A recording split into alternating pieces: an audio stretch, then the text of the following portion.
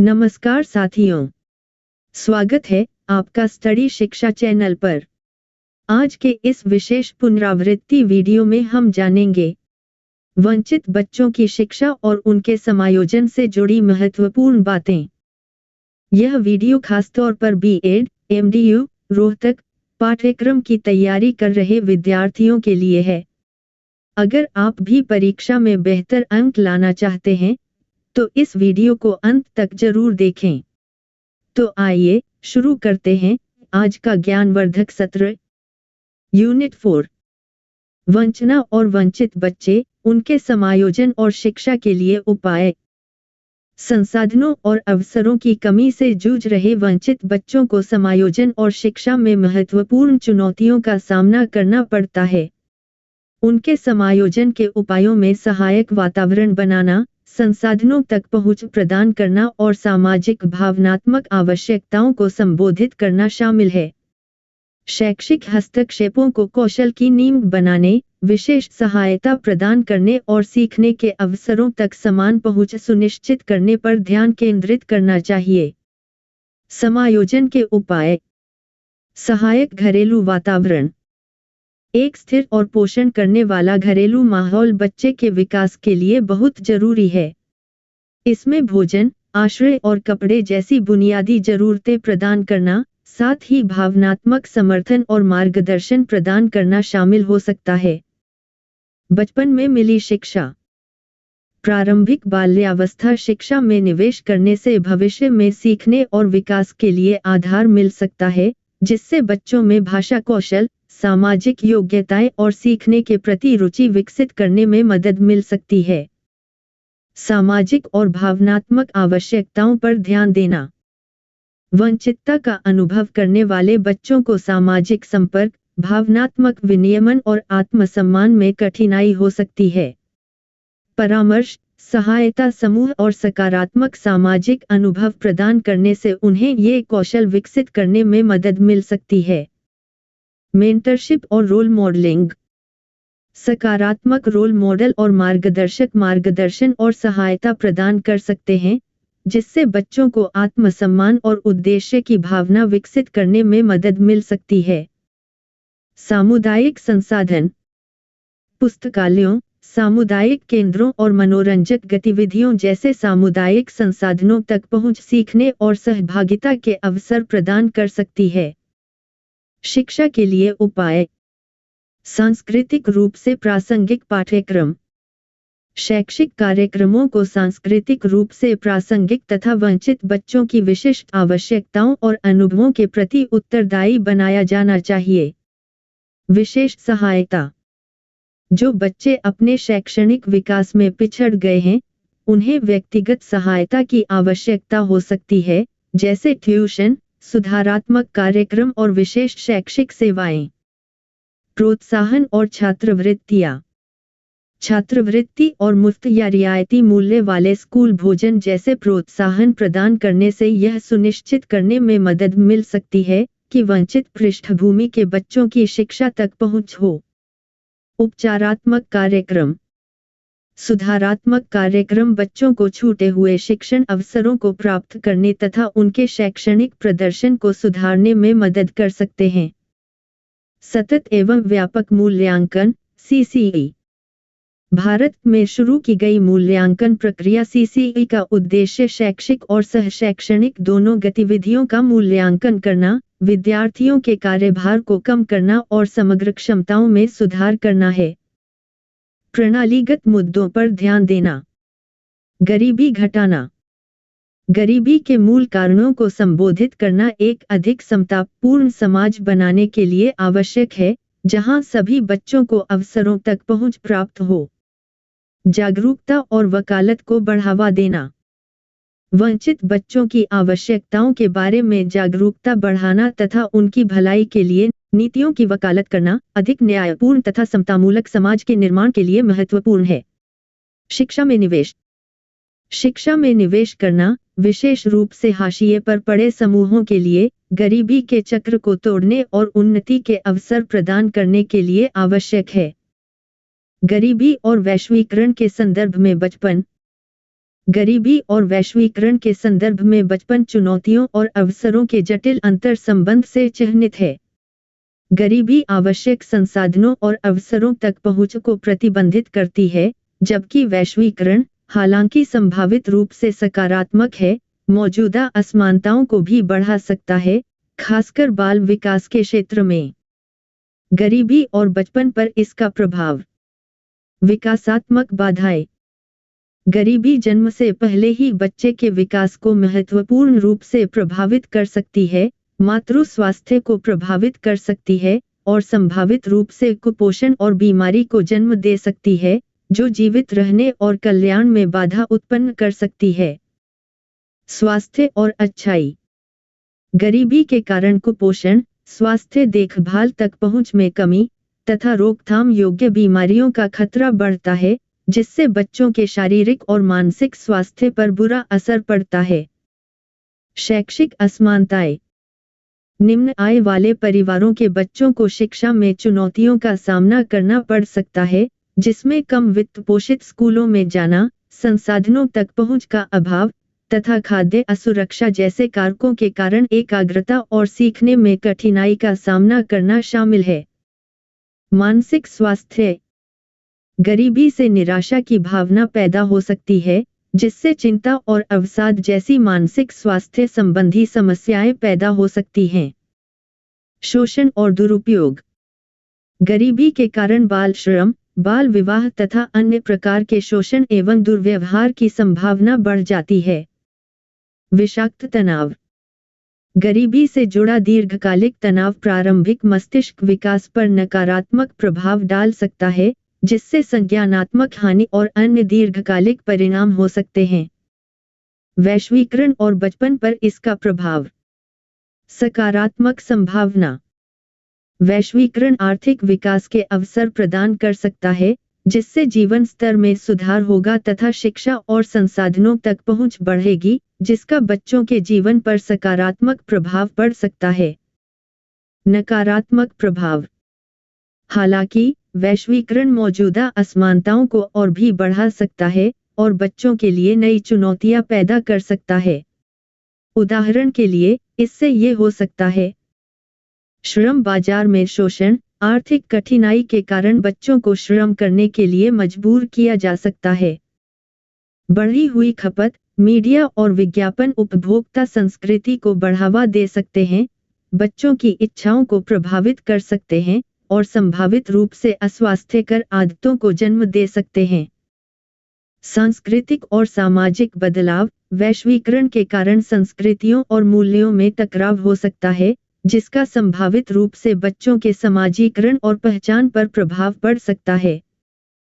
प्रवासन और विस्थापन में वृद्धि। वैश्वीकरण के कारण प्रवासन और विस्थापन में वृद्धि हो सकती है, जिससे बच्चों को जोखिम और कठिनाइयों का सामना करना पड़ सकता है। गरीबी और वैश्वीकरण का परस्पर प्रभाव। असमानताओं का बढ़ना।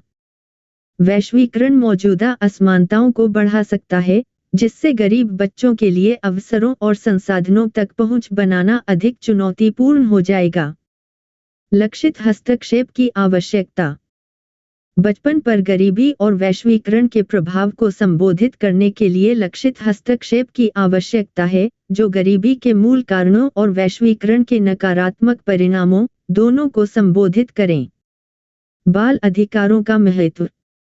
बाल अधिकारों की रक्षा करना, विशेष रूप से वैश्वीकरण के संदर्भ में, यह सुनिश्चित करने के लिए महत्वपूर्ण है कि बच्चों के कल्याण को प्राथमिकता दी जाए।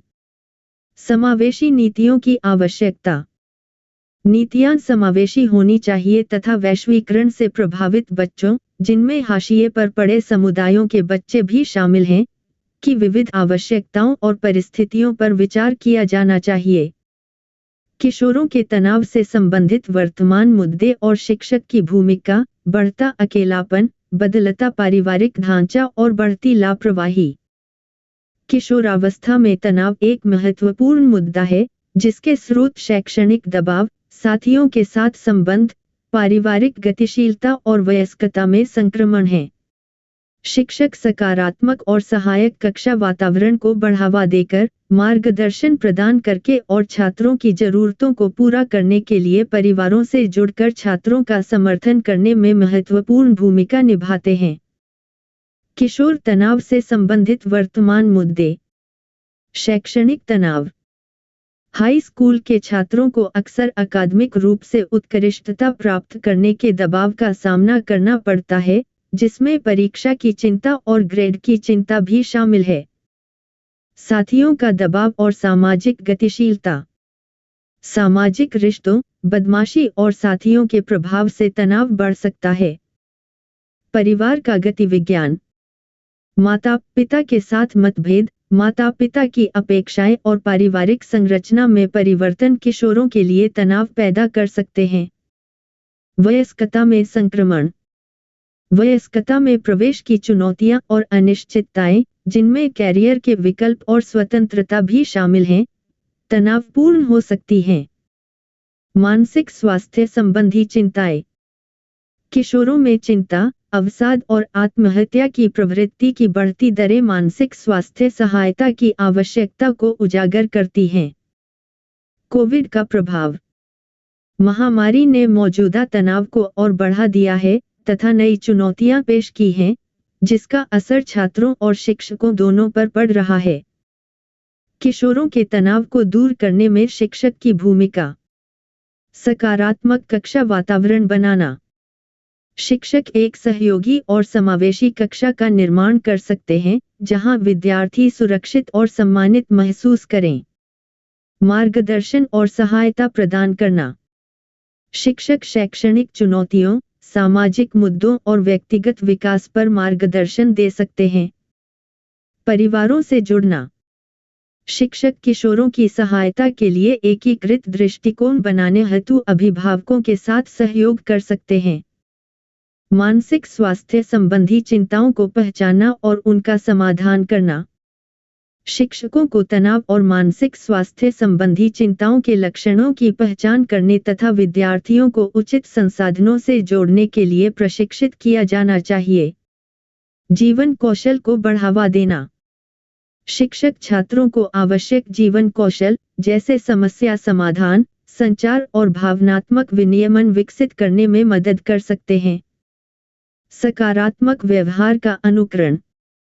शिक्षक लचीलापन, सहानुभूति और सकारात्मक मुकाबला तंत्र का प्रदर्शन करके सकारात्मक रोल मॉडल के रूप में कार्य कर सकते हैं।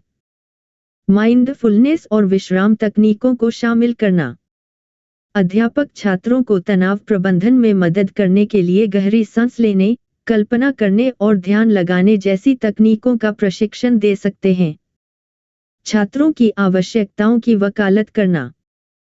शिक्षक ऐसी नीतियों और प्रथाओं की वकालत कर सकते हैं, जो छात्रों के कल्याण और मानसिक स्वास्थ्य का समर्थन करती हों। बढ़ते अकेलेपन, बदलते पारिवारिक ढांचे और बढ़ती हुई अनुदारता वाली दुनिया में, शिक्षक छात्रों के समग्र विकास में सहायता करने में महत्वपूर्ण भूमिका निभाते हैं। वे छात्रों को भावनात्मक समर्थन प्रदान करके, सकारात्मक व्यवहार का मॉडल बनाकर और अपनेपन की भावना को बढ़ावा देकर इन सामाजिक बदलावों से निपटने में मदद कर सकते हैं। इसके अतिरिक्त, शिक्षक छात्रों को जीवन कौशल विकसित करने और वयस्कता की चुनौतियों और अवसरों के लिए तैयार करने में मदद कर सकते हैं। शिक्षक की भूमिका पर अधिक विस्तृत जानकारी इस प्रकार है। भावनात्मक समर्थन और मार्गदर्शन। शिक्षक छात्रों के लिए भावनात्मक समर्थन का स्रोत हो सकते हैं, खासकर उन छात्रों के लिए जो अकेलेपन या बदलते पारिवारिक ढांचे के प्रभाव से जूझ रहे हैं। एक सुरक्षित और सहायक कक्षा वातावरण बनाकर, शिक्षक छात्रों को मूल्यवान और जुड़ा हुआ महसूस कराने में मदद कर सकते हैं। सकारात्मक व्यवहार का अनुकरण। शिक्षक छात्रों के लिए रोल मॉडल के रूप में काम कर सकते हैं, सकारात्मक मूल्यों, दृष्टिकोण और व्यवहार का प्रदर्शन कर सकते हैं। यह बढ़ती हुई अनुदारता के सामने विशेष रूप से महत्वपूर्ण है, क्योंकि शिक्षक छात्रों को नैतिक दिशानिर्देश की एक मजबूत भावना विकसित करने में मदद कर सकते हैं। अपनेपन की भावना को बढ़ावा देना। शिक्षक छात्रों के लिए एक दूसरे से जुड़ने और सकारात्मक संबंध बनाने के अवसर पैदा कर सकते हैं, जिससे अकेलेपन की भावना से निपटने में मदद मिलती है। इसमें सहयोगात्मक शिक्षण गतिविधियों को शामिल करना, सामाजिक संपर्क को बढ़ावा देना और कक्षा के भीतर समुदाय की भावना को बढ़ावा देना शामिल हो सकता है। जीवन कौशल शिक्षा प्रदान करना। शिक्षक छात्रों को आधुनिक विश्व की चुनौतियों और अवसरों से निपटने के लिए आवश्यक कौशल प्रदान कर सकते हैं, जिनमें सामाजिक कौशल, समस्या समाधान कौशल और आलोचनात्मक चिंतन कौशल शामिल हैं। माता पिता और समुदाय के साथ सहयोग करना। शिक्षक छात्रों के लिए एक व्यापक सहायता प्रणाली प्रदान करने के लिए माता पिता और समुदाय के साथ मिलकर काम कर सकते हैं। इसमें माता पिता के साथ नियमित रूप से संवाद करना, सामुदायिक संगठनों के साथ साझेदारी करना और छात्रों की जरूरतों की वकालत करना शामिल हो सकता है। विशिष्ट चुनौतियों का समाधान। शिक्षक छात्रों द्वारा सामना की जाने वाली विशिष्ट चुनौतियों, जैसे बदमाशी, मादक द्रव्यों के सेवन या मानसिक स्वास्थ्य संबंधी चिंताओं को संबोधित करने में सक्रिय हो सकते हैं। इसमें स्कूल काउंसलर, सामाजिक कार्यकर्ता या अन्य पेशेवरों के साथ सहयोग करना शामिल हो सकता है। शिक्षकों के साथ सकारात्मक संबंधों को बढ़ावा देना। शिक्षक विद्यार्थियों के साथ सकारात्मक संबंध विकसित कर सकते हैं, जिससे विद्यालय में समायोजन, शैक्षिक क्षमता और परिवार की सहभागिता में सुधार हो सकता है। संक्षेप में, शिक्षक छात्रों के जीवन को आकार देने में महत्वपूर्ण भूमिका निभाते हैं, खासकर सामाजिक परिवर्तन और व्यक्तिगत चुनौतियों के समय में। भावनात्मक समर्थन प्रदान करके, सकारात्मक व्यवहार का मॉडल बनाकर, अपनेपन की भावना को बढ़ावा देकर और छात्रों को आवश्यक कौशल से लैस करके, शिक्षक छात्रों को आधुनिक दुनिया की जटिलताओं से निपटने और आगे बढ़ने में मदद कर सकते हैं। भिन्नता और विविधता के हाशिए पर होने के मुद्दे। अंतर और विविधता को हाशिए पर धकेलने से भेदभाव को बढ़ावा मिलता है, संसाधनों और अवसरों तक पहुंच में बाधा आती है और अंततः सामाजिक और आर्थिक असमानताएं बनी रहती हैं। यह विभिन्न रूपों में प्रकट हो सकता है, जिसमें नस्लवाद, लिंगवाद, योग्यतावाद, आयुवाद और समलैंगिकता विरोध शामिल हैं। इसके परिणामों में कम खुशहाली, शिक्षा और स्वास्थ्य सेवा तक सीमित पहुंच और शक्तिहीनता की भावना शामिल है। इन मुद्दों पर अधिक विस्तृत जानकारी इस प्रकार है। 1. भेदभाव और पूर्वाग्रह। हाशिए पर डाले जाने का मूल अक्सर भेदभाव में निहित होता है, जहां व्यक्तियों या समूहों के साथ उनकी कथित भिन्नताओं, जैसे जातीयता, लिंग, यौन अभिविन्यास, विकलांगता या सामाजिक आर्थिक स्थिति के आधार पर अनुचित व्यवहार किया जाता है। यह भेदभाव प्रत्यक्ष या गूढ़ हो सकता है, जिसमें सूक्ष्म आक्रामकता और रूढ़िवादिता शामिल है, जिसके कारण बहिष्कार और अवमूल्यन की भावना उत्पन्न होती है। 2. संसाधनों और अवसरों तक सीमित पहुंच। हाशिए पर पड़े समूहों को अक्सर शिक्षा, रोजगार, स्वास्थ्य देखभाल और कानूनी अधिकारों सहित आवश्यक संसाधनों और अवसरों तक पहुंचने में बाधाओं का सामना करना पड़ता है। इससे गरीबी और असुविधा का चक्र शुरू हो सकता है, जहां हाशिए पर पड़े व्यक्तियों के अपनी पूरी क्षमता हासिल करने की संभावना कम हो जाती है। 3. कल्याण और सशक्तिकरण में कमी। हाशिए पर रहने से मानसिक और शारीरिक स्वास्थ्य पर नकारात्मक प्रभाव पड़ सकता है, जिससे आत्मसम्मान में कमी, शक्तिहीनता की भावना तथा नकारात्मक स्वास्थ्य परिणामों के प्रति संवेदनशीलता बढ़ सकती है। इससे हाशिए पर पड़े समूहों की समाज में पूर्ण रूप से भाग लेने और अपने अधिकारों का दावा करने की क्षमता में भी बाधा उत्पन्न हो सकती है। 4. सामाजिक और आर्थिक असमानताएं। हाशिए पर डाले जाने से विशेषाधिकार प्राप्त और वंचित लोगों के बीच की खाई बढ़ती है, तथा सामाजिक स्तरीकरण की एक ऐसी व्यवस्था बनती है, जिसमें कुछ व्यक्तियों को अवसरों और संसाधनों से व्यवस्थित रूप से बाहर रखा जाता है। इससे सामाजिक अशांति और अस्थिरता पैदा हो सकती है, क्योंकि हाशिए पर पड़े समूह नाराज महसूस कर सकते हैं और मुख्य धारा से अलग थलग पड़ सकते हैं।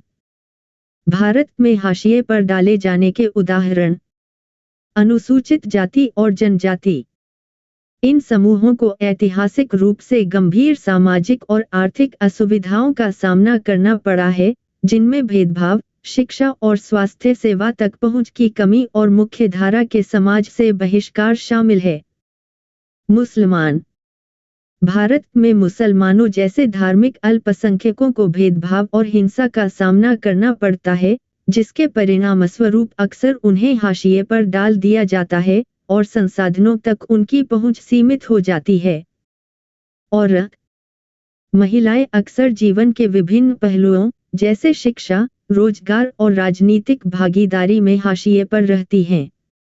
अक्षमताओं वाले लोग। विकलांग व्यक्तियों को भेदभाव और संसाधनों तक सीमित पहुंच का सामना करना पड़ सकता है, जिससे समाज में पूरी तरह से भाग लेने की उनकी क्षमता में बाधा उत्पन्न हो सकती है। हाशिए पर डाले जाने की समस्या से निपटने के लिए बहुआयामी दृष्टिकोण की आवश्यकता है, जिसमें शामिल हैं समावेशी नीतियों और प्रथाओं को बढ़ावा देना जो सभी के लिए संसाधनों और अवसरों तक समान पहुंच सुनिश्चित करें, शिक्षा और जागरूकता अभियानों के माध्यम से भेदभाव और पूर्वाग्रह का मुकाबला करना, सामाजिक और आर्थिक विकास पहलों के माध्यम से हाशिए पर पड़े समुदायों को सशक्त बनाना, कानूनी और संस्थागत तंत्र के माध्यम से हाशिए पर पड़े समूहों के अधिकारों की रक्षा करना, शहरी झुग्गी झोपड़ियों में रहने वाले बच्चे, सामाजिक रूप से वंचित लड़कियां, उनकी स्थिति में सुधार लाने के उपाय। शहरी झुग्गियों में सामाजिक रूप से वंचित लड़कियों की स्थिति में सुधार के लिए बहुआयामी दृष्टिकोण की आवश्यकता है। इसमें गुणवत्तापूर्ण शिक्षा तक पहुंच सुनिश्चित करना, स्वास्थ्य सेवा और पोषण प्रदान करना, कौशल प्रशिक्षण और रोजगार के माध्यम से आर्थिक सशक्तिकरण को बढ़ावा देना और एक सुरक्षित और सहायक वातावरण को बढ़ावा देना शामिल है। इसके अलावा लैंगिक पूर्वाग्रहों को संबोधित करना, उनके अधिकारों के बारे में जागरूकता बढ़ाना और निर्णय लेने में उनकी भागीदारी को प्रोत्साहित करना महत्वपूर्ण है। विस्तार। वन शिक्षा, पहुंच और गुणवत्ता। यह सुनिश्चित करना कि लड़कियों को जीवन कौशल और व्यावसायिक प्रशिक्षण सहित गुणवत्तापूर्ण शिक्षा तक पहुंच हो, ताकि उन्हें भविष्य के अवसरों के लिए आवश्यक कौशल से लैस किया जा सके। छात्रवृत्ति और सहायता। प्रतिभाशाली युवा लड़कियों को उनकी शिक्षा के लिए छात्रवृत्ति और वित्तीय सहायता प्रदान करना। ड्रॉपआउट्स को संबोधित करना। स्कूल छोड़ने वाली लड़कियों को रोकने के लिए कार्यक्रम लागू करना तथा उन लड़कियों को सहायता प्रदान करना, जिन्हें अपनी शिक्षा में चुनौतियों का सामना करना पड़ रहा हो, जैसे कि कम उम्र में विवाह या गर्भावस्था से प्रभावित लड़कियां। स्वास्थ्य देखभाल और पोषण सेवाओं तक पहुंच। प्रसव पूर्व और प्रसवोत्तर देखभाल के साथ साथ किशोरियों के लिए स्वास्थ्य देखभाल सहित स्वास्थ्य सेवाओं तक पहुंच सुनिश्चित करना। पोषण सहायता। लड़कियों को पर्याप्त पोषण मिले यह सुनिश्चित करने के लिए खाद्य कार्यक्रमों सहित पोषण संबंधी सहायता प्रदान करें। कलंक को संबोधित करना। सैनिटरी नैपकिन तक पहुंच उपलब्ध कराकर और खुली चर्चा को बढ़ावा देकर मासिक धर्म से जुड़ी कलंकपूर्ण धारणा को खत्म करें। आर्थिक सशक्तिकरण। कौशल प्रशिक्षण। लड़कियों को विपणन योग्य कौशल प्रदान करने के लिए कौशल प्रशिक्षण कार्यक्रम प्रदान करना, विशेष रूप से सेवाओं और खुदरा जैसे उभरते क्षेत्रों में। रोजगार के अवसर।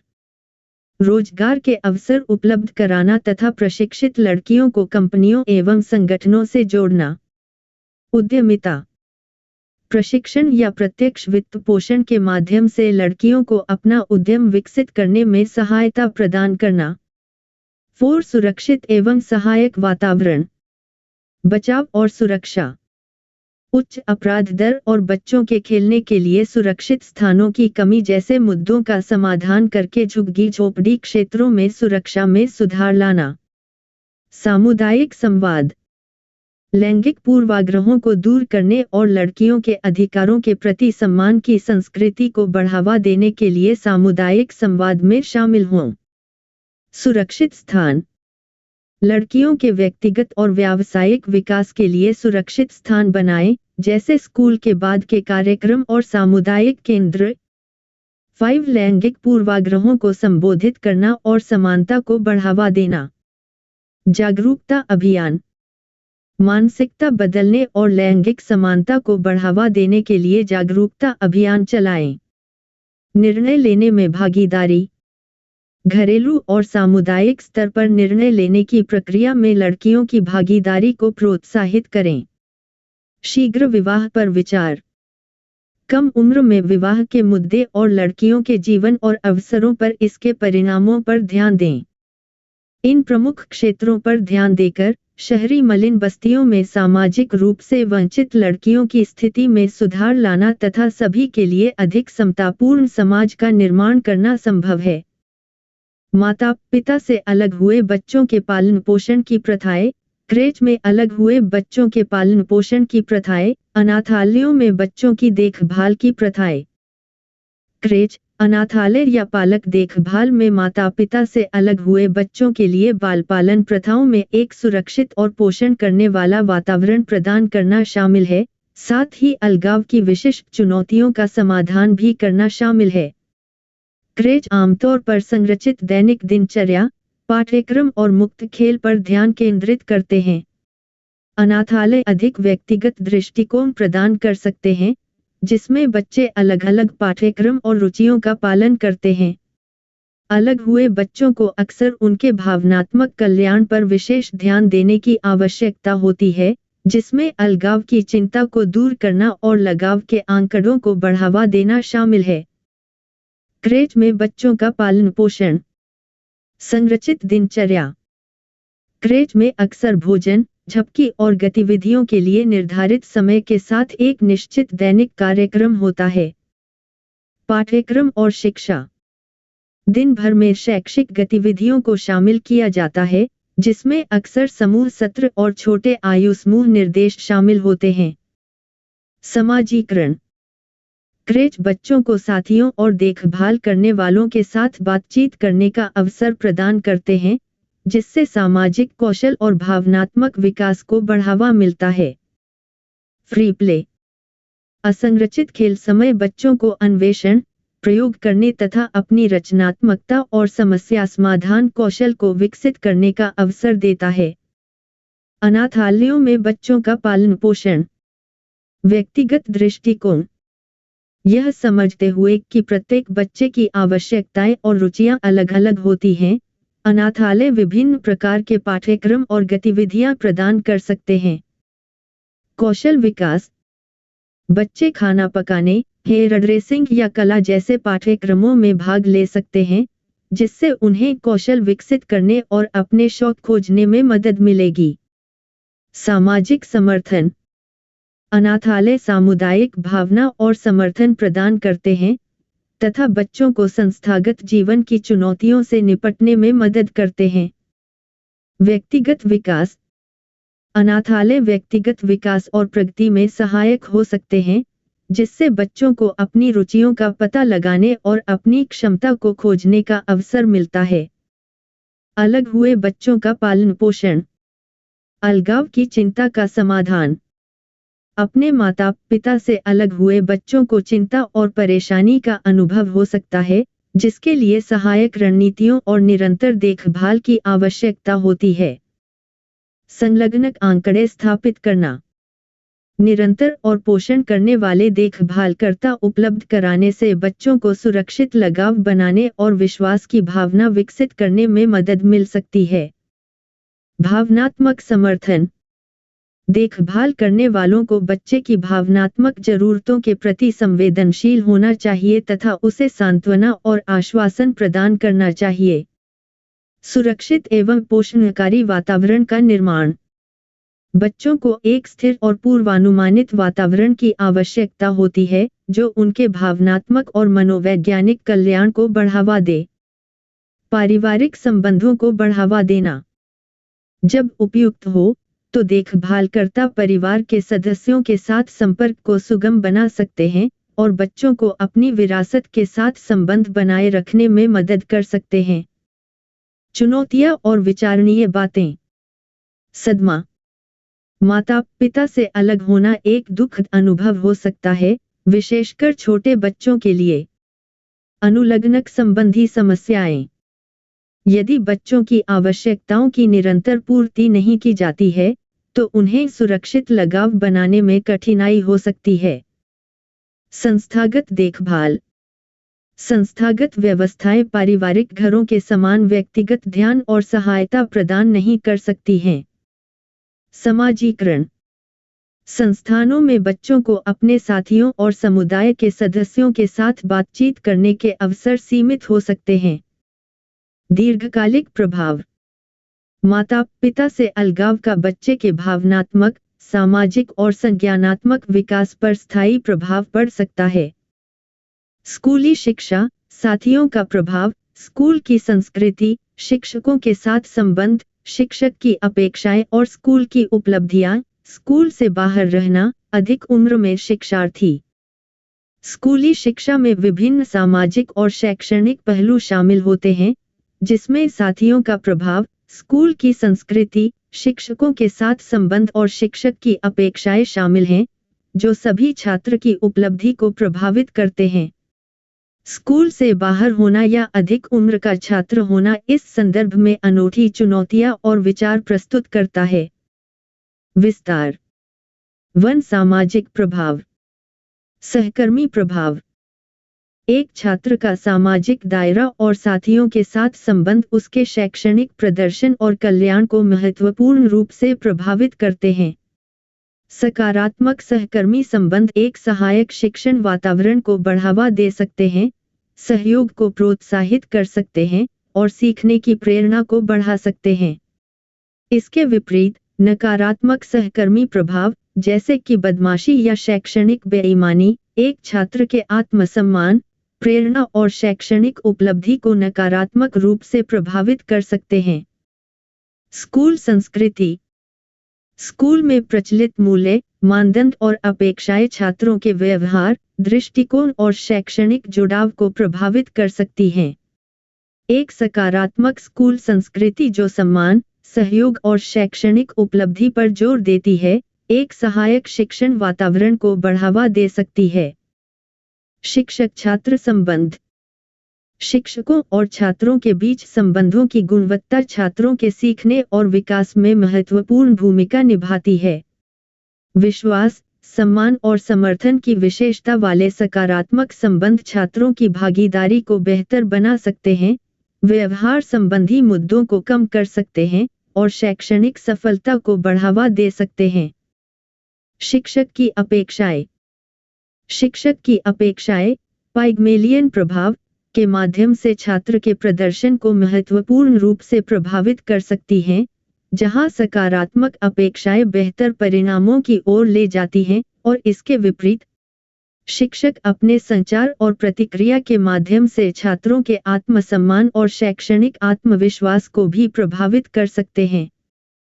2 स्कूल से बाहर होना। जो छात्र स्कूल नहीं जाते हैं, उन्हें शैक्षणिक प्रगति, सामाजिक विकास और भविष्य के अवसरों से संबंधित अनूठी चुनौतियों का सामना करना पड़ता है। उन्हें शैक्षणिक स्तर पर आगे बढ़ने तथा आवश्यक सामाजिक कौशल विकसित करने के लिए व्यक्तिगत सहायता, वैकल्पिक शिक्षण मार्ग तथा मार्गदर्शन की आवश्यकता हो सकती है।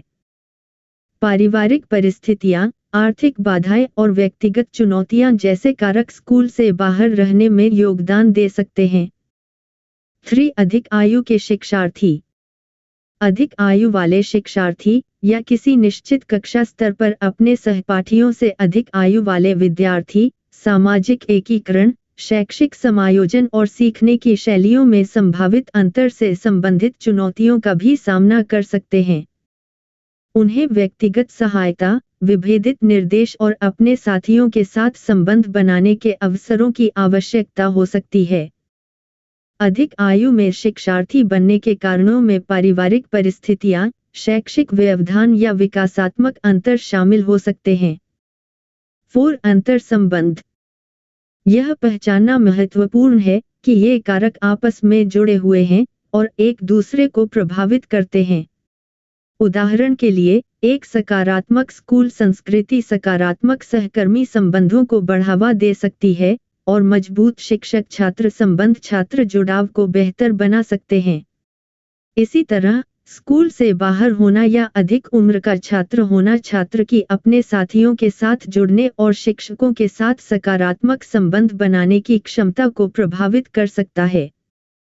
निष्कर्ष रूप में, स्कूली शिक्षा में सामाजिक, शैक्षणिक और भावनात्मक कारकों का एक जटिल अंतर संबंध शामिल होता है, जो छात्र की उपलब्धि और कल्याण को महत्वपूर्ण रूप से प्रभावित कर सकता है।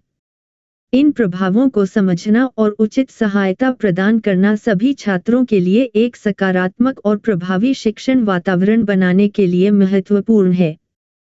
बच्चों और किशोरों की आवश्यकताओं और व्यवहार संबंधी समस्याओं को समझना, साथियों के साथ संबंध, मित्रता और लिंग, प्रतिस्पर्धा और सहयोग, प्रतिस्पर्धा और संघर्ष, बचपन से किशोरावस्था तक आक्रामकता और बदमाशी, मादक द्रव्यों का सेवन, नशीली दवाओं की लत।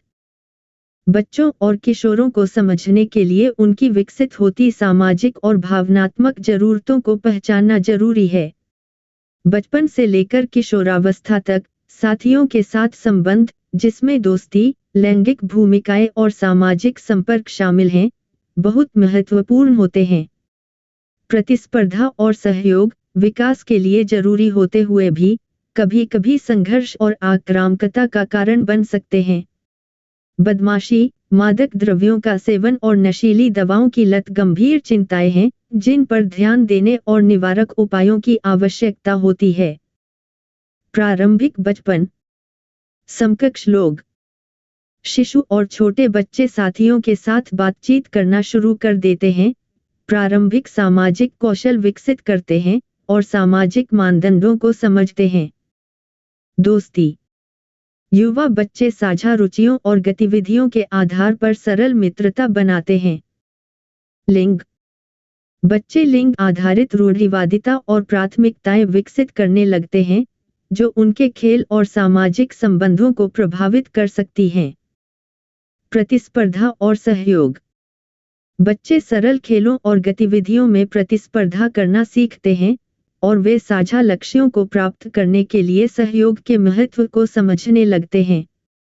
आक्रामकता।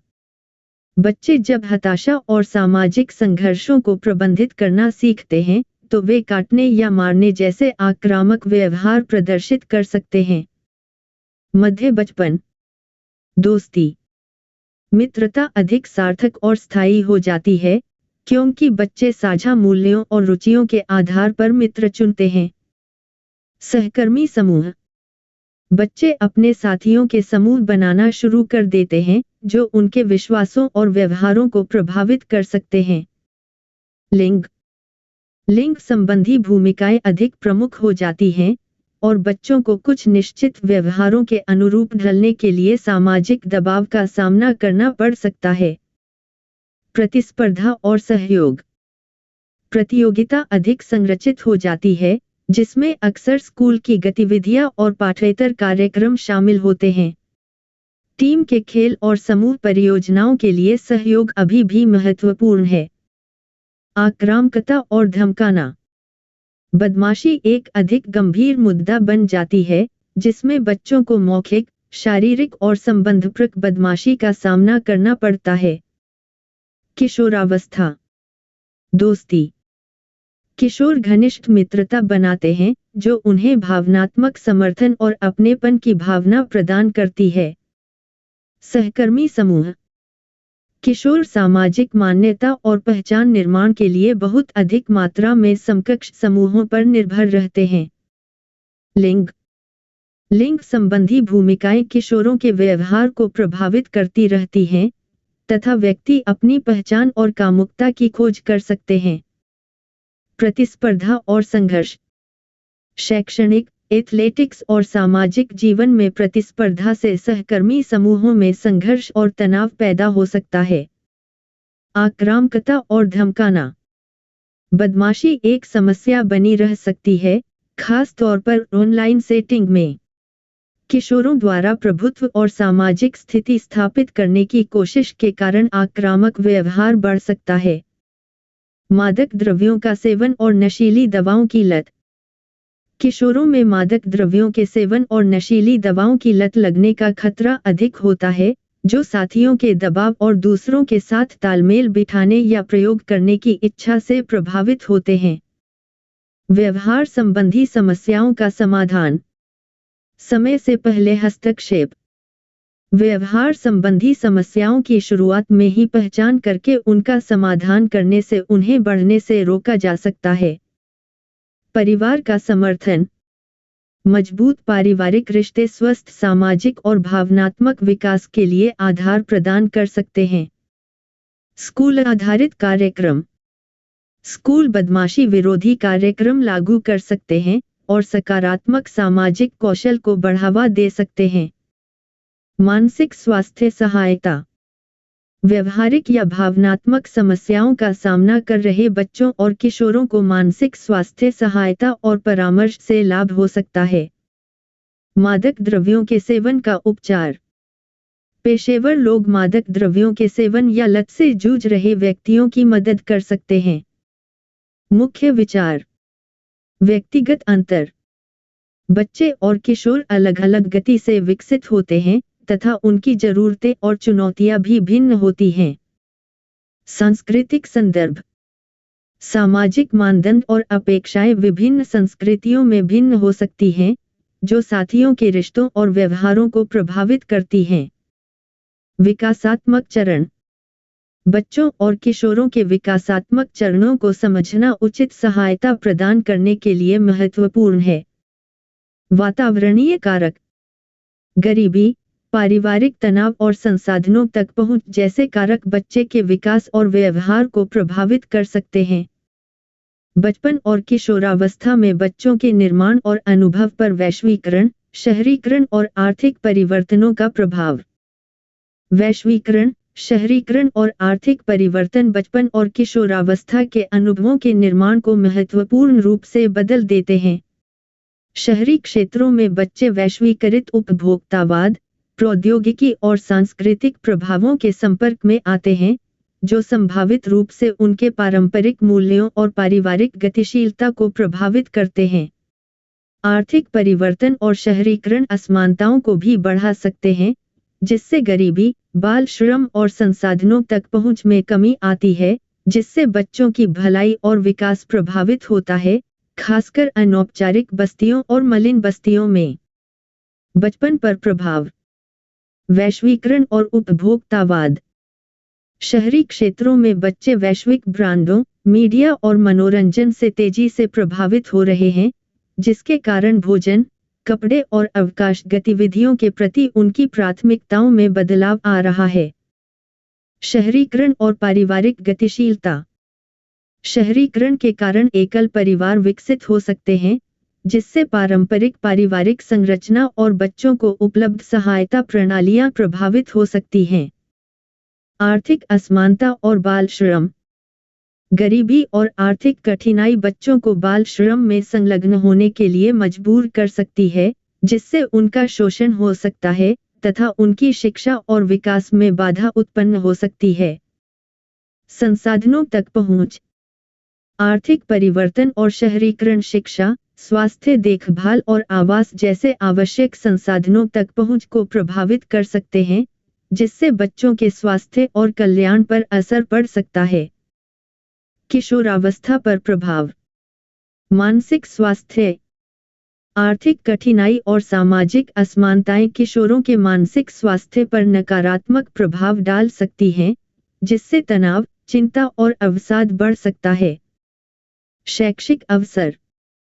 गुणवत्तापूर्ण शिक्षा तक सीमित पहुंच, विशेष रूप से हाशिए के समुदायों में, किशोरों के भविष्य की संभावनाओं में बाधा उत्पन्न कर सकती है। सामाजिक असमानता। शहरीकरण और आर्थिक परिवर्तन मौजूदा सामाजिक असमानताओं को बढ़ा सकते हैं, जिससे किशोरों के लिए संसाधनों और अवसरों तक पहुंच में असमानताएं पैदा हो सकती हैं। लिंग आधारित प्रभाव। बचपन और किशोरावस्था पर वैश्वीकरण, शहरीकरण और आर्थिक परिवर्तन का प्रभाव लिंग आधारित भी हो सकता है, जिसमें लड़कियों और महिलाओं को अक्सर अनोखी चुनौतियों और कमजोरियों का सामना करना पड़ता है। कुल मिलाकर, वैश्वीकरण, शहरीकरण और आर्थिक परिवर्तन बच्चों के जीवन को प्रभावित करने वाले प्रभावों का एक जटिल अंतर संबंध बनाते हैं। जबकि कुछ पहलू, जैसे प्रौद्योगिकी और वैश्वीकृत शिक्षा तक पहुंच, लाभकारी हो सकते हैं, गरीबी, शोषण और सामाजिक असमानता के नकारात्मक प्रभाव महत्वपूर्ण हैं और उन पर ध्यान देने की आवश्यकता है।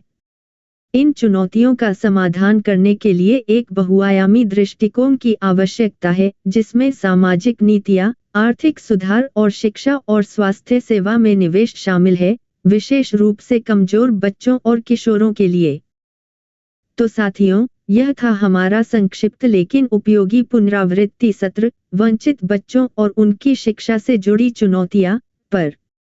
अगर आपको वीडियो पसंद आया हो तो लाइक करें, कमेंट में बताएं आपको और कौन से टॉपिक की जरूरत है। सब्सक्राइब करें स्टडी शिक्षा चैनल को और इस वीडियो को अपने बीएड मित्रों के साथ शेयर करना न भूलें।